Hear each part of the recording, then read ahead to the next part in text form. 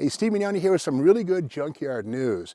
If you're going to be anywhere near Sherman, Texas on March 24th and 25th, know that there's going to be an outdoor auction put on by duncansauctions.com of over 200 solid Texas parts vehicles. It's going to be Fords, GM, Mopar, lots of tractors, and even forklifts. These things all have to go. It's an online auction, but also an on-site auction. If you happen to be in Sherman, Texas, you can go and bid in person or again, online, but all 200 vehicles have to go. Don't let them get crushed. To learn more about this auction, which happens on March 24th and 25th of 2023, check it out on duncansauctions.com. And keep in mind, if you're seeing this after March 24th or 25th, 2003, the auction's over with. But before then, make sure you check it out and save some of these cars. Don't let them go to the crusher. Hey, Steve Mignani here doing the junkyard crawl at Bernardston Auto Wrecking in Bernardston, Massachusetts with a 1971 Lincoln Continental Mark III.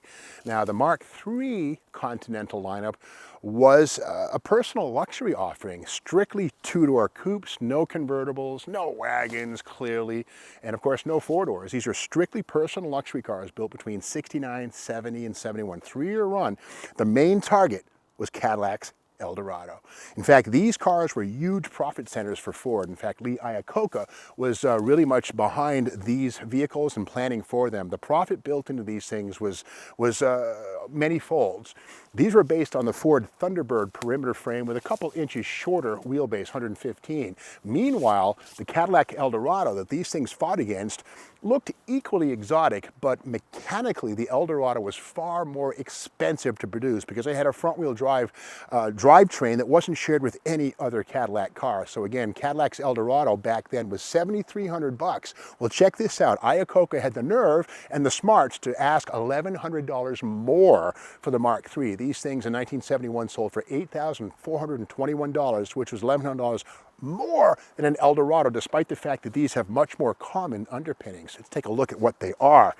Now, up front, of course, the Continental 69, 70, 71 have this beautiful exposed grille, kind of reminiscent of Rolls-Royce, but again, metal. This is like probably 45 pounds of metal. The bumper, good old American steel. Hideaway headlights right here, standard equipment on each and every one of them.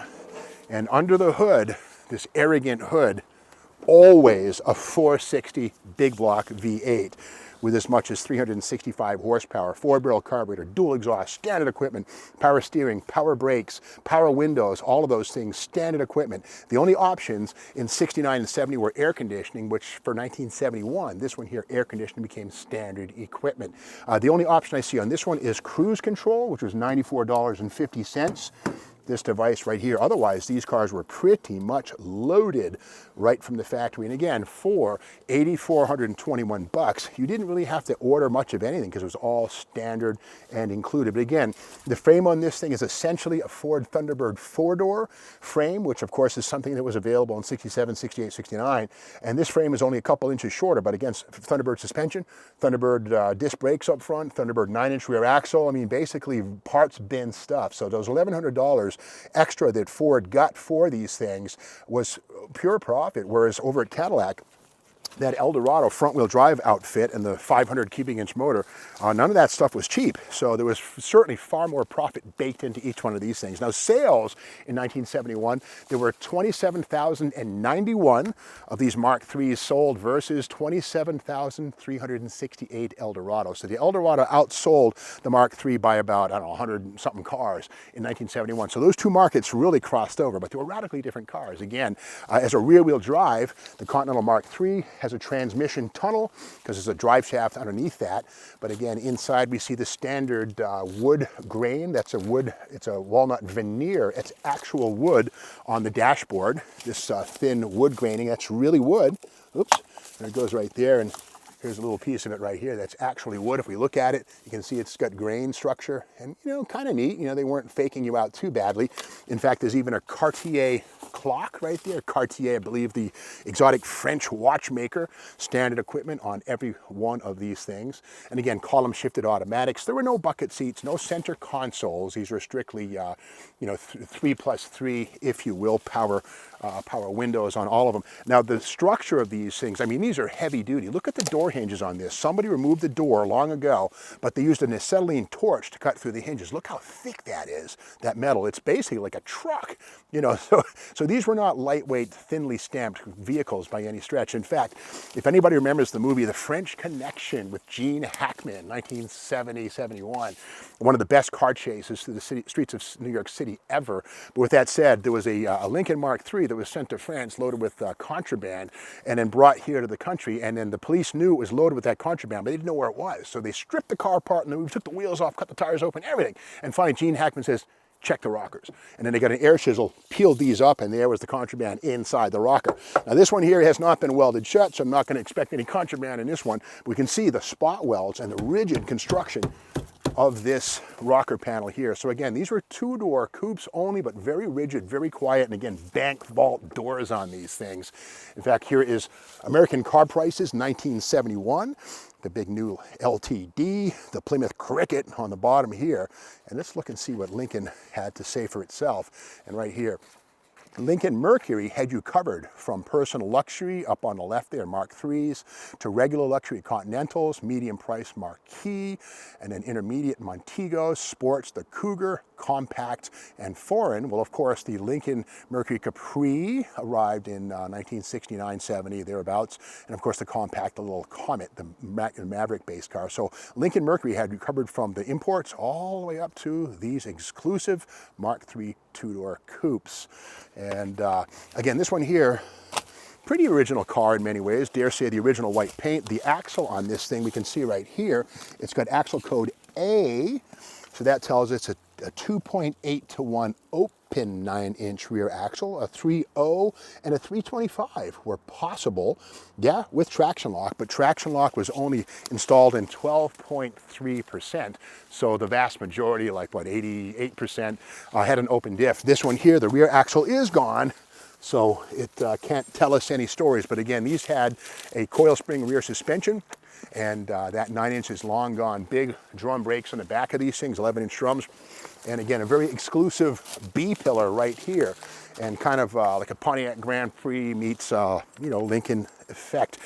Now, getting back to that Continental nameplate, this is a third generation Continental. The first ones came out in 1940 through 48. In fact, here is a 48 right here, a Pyro model kit. And the whole term Continental, one of the key details on these was the externally mounted spare tire. Again, it was outside, sort of like a European exotic, a Talbot Lago or maybe a Mercedes or something. But again, that was a key detail on Continental. So the second generation, 1956 and 57, looked pretty much the same, but they had that fake Continental kit right there, which it went from being functional to not being functional at all. However, inside the trunk, the spare tire did indeed sit on an angle. We can see right here in this cutaway, so the hump did something. Well, by the third generation, 1969, 70, 71, the hump was still there, but the spare tire was no longer here. It would have been in the way, and plus this hump is just too damn small to accommodate the 15-inch radial tire that would be underneath here. I can't get this one open. It still has, yeah, I don't want to get tetanus. It's still functional. But around this side here, we can see the body on frame construction has not saved this one from severe structural collapse. This one basically is not restorable.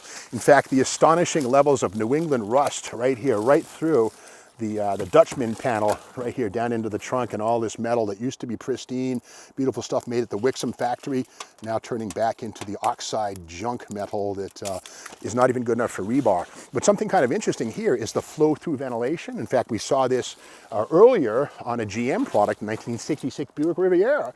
A little vent panel right here. Well, Ford also adopted this in 69 for the Mark III, wherein the air makes its way through and exhausts through this here. And again, just a small little window, kind of looks chopped, a classy car. But again, the bones of a Thunderbird. So essentially, Ford and Lee Iacocca, very shrewd people, very shrewd team, baking in a ton of profit on these things. Whereas Cadillac, well, the profit on a front-wheel drive Eldorado was probably a lot smaller than a Thunderbird-based Continental Mark III. But again, these are getting to be very collectible. People like them, and I understand it. Just a very classic long nose, short short deck American personal luxury car of the first order. This 71 is the final year. For 72, they went to yet another Thunderbird-based platform. In fact, the Thunderbird and the Continental shared bones even more so, and styling for that matter. But this is the end of the line for the second or third generation Mark III Continental. If you like this video, be sure to subscribe to the Steve Maggs YouTube channel. Share this with your friends, and be sure to ring the bell so that you know when the next video comes out, which is tomorrow morning.